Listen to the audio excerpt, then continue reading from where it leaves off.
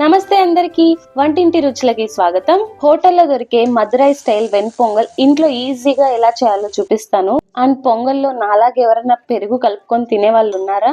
ఇప్పుడు నేను చూపించే పొంగలి ముగ్గురికి సరిపోతుంది. ఫస్ట్ ఒక చిన్న గ్లాస్ తీసుకొని అందులో 1/4 గ్లాస్ పెసరపప్పు వేయండి.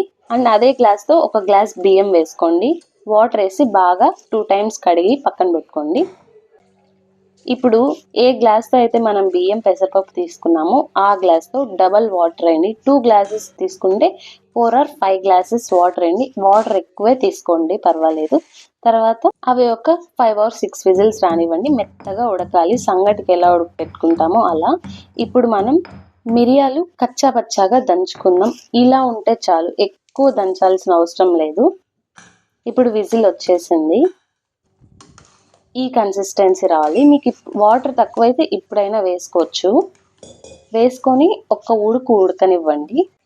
తర్వాత స్టవ్ వెలిగించుకొని కడాయి పెట్టుకొని అందులో 2 స్పూన్స్ ఆయిల్, 2 స్పూన్స్ గీ వేసుకోండి. జీలకర్ర, కరివేపాకు వేయండి.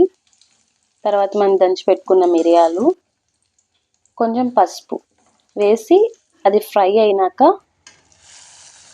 ఆ పోపు తీసుకెళ్ళి పొంగల్లో వేసేయండి. అంతే అండి, ఈజీగా వెన్పొంగల్ చేసుకోవచ్చు. మదురై వెళ్ళి తమిళనాడు వెళ్ళి తినాలని లేదు, ఇంట్లో ఈజీగా ఈ కొలతలతో ఇలా చేసుకోండి. సింపుల్గా అయిపోతుంది. అసలు పొంగల్ ఎవరికి ఇష్టం లేదు, ఎవరు తినని వాళ్ళు కూడా ఇది పొంగల్ అన్నట్టే ఉండదు. అంత బాగుంటుంది, ఎంత టేస్ట్గా ఉంటుంది. ఎగ్జాంపుల్ నేను పొంగలే తినేదాన్ని కాదు. ఇప్పుడు ఖచ్చితంగా వీక్లీ 2 టైమ్స్ పొంగల్ చేసుకొని తింటాము. నాలాగా పొంగల్లో పెరుగు వేసుకొని తినే వాళ్ళు ఉన్నారా? ఉంటే కామెంట్ చేయండి.